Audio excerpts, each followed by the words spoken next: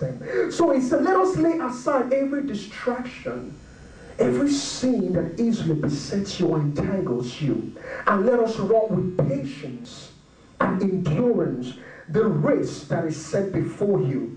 Then he told us in that passage, our focus should be on Jesus, looking unto Jesus, who is the author and the finisher of our faith, who for the joy that was set before him endured the cross, despising its shame. He's telling us, in spite of everything that was around Jesus, he was focused on the joy. So there is a path. Then he talked about the good life. If you say in good life, he prepared for us, prearranged and made ready for us that we should live. And I always say that this good life is only found in the work. This good life is only found in the work. But in Jeremiah, we read Jeremiah, we saw God begin to tell Jeremiah, before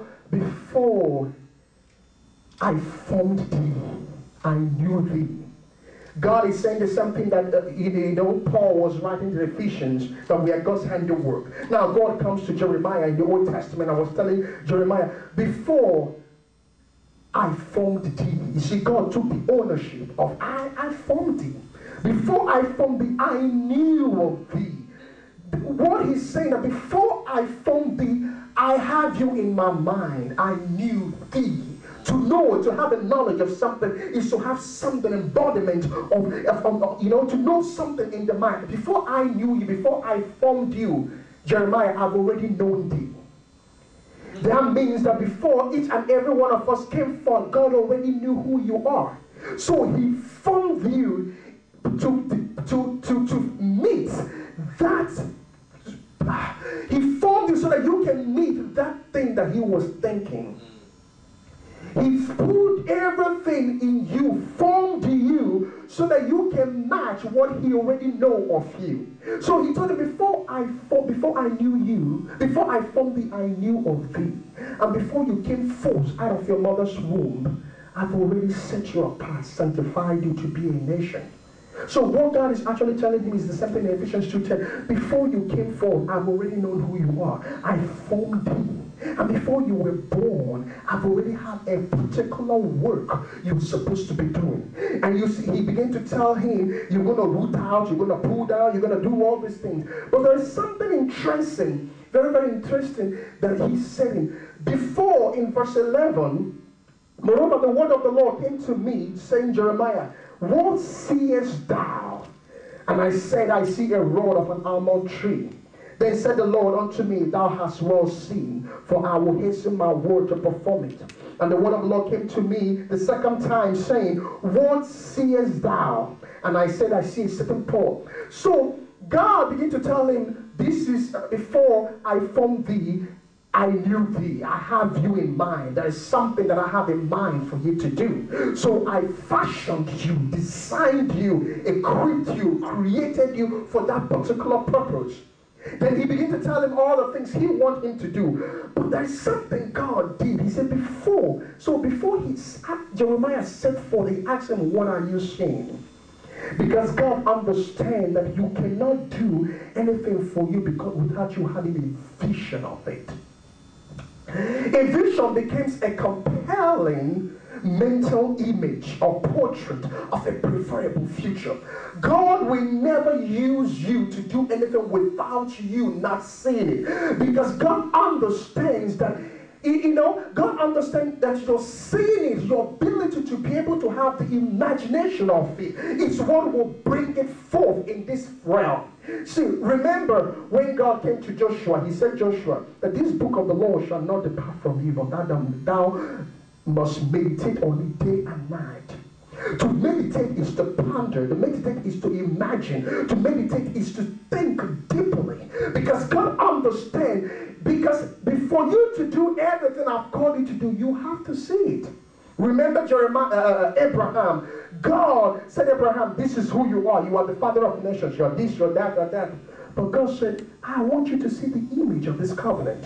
God brought him and said, look at the stars. God took him to the beach and said, look at the sand. Because God wants him to see it. And He did not, those things God promised him did not come forth. But Abraham can see this, can have a vision of it. So, and we defined vision last time that as a compelling mental image of a preferable future. A compelling means that this image that you see becomes the driving force of your life. It becomes your number one mission in your life. It becomes that thing that pushes you in the direction of that vision. This image becomes the focus of your life. It's a compelling mental image or portrait of a preferable life. Preferable in the sense that the image that you're seeing is better than your reality. The image that you're seeing is more glorious, is better than the life that you're living right now. So, and he says a mental image telling us that this image is something that has to be done with the mind, is imaginative. Vision is a compelling mental image or portrait of a preferable future. It's a conceptual picture of an expected end. Everybody in this life has an expected end. Jeremiah 29:11 tells us, God begins to declare that I know my thoughts concerning you. I know my plans to give you a future, plans to prosper you and not to harm you, thoughts of good and not evil, thoughts to give you a hope and a future, and to give you an expected end. There is an expected end for us. There is a purpose for your life. Your life was not just designed so that you can just live, exist efficiently, and die. That is not the essence of life. Life was created to live with intentionality. Life was created to live with purpose and direction. Life was created so that you can have a work. There is a part you're supposed to be playing. So that's what he was saying. Vision is a conceptual picture, pictorial of a desired end, an expected end.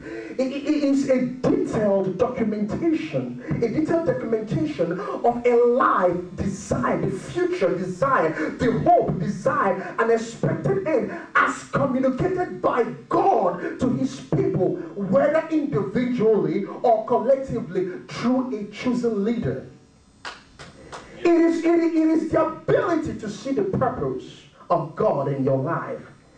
It is the ability to see a conceptual mental picture of the purpose of God and destiny in your life. You can never do nothing for God without being able to see it. So vision is a detailed documentation of an expected end. The vision, the preferable vision, as communicated by God to his people. Individually, it can be individually or collectively, a group of people, but through a chosen leader. But the ability to see this vision, the ability to manifest this vision is upon an accurate understanding of God, yourself, and your circumstances. Upon an accurate understanding or revelation of God, yourself, or your circumstances. And we talked about this in this series. We talked about this last time we were here. And to have an accurate understanding of God is for you to, okay, you have a purpose, now you see the vision. Now, it's not only seeing the vision, this vision has to come to pass. Remember in Habakkuk where God said, write the vision and make it plain. Because the vision is supposed to come. It's supposed to come. But there are things that are very, very critical, very, very vitally important you must have in order to manifest this preferable feature, this mental image that you're seeing.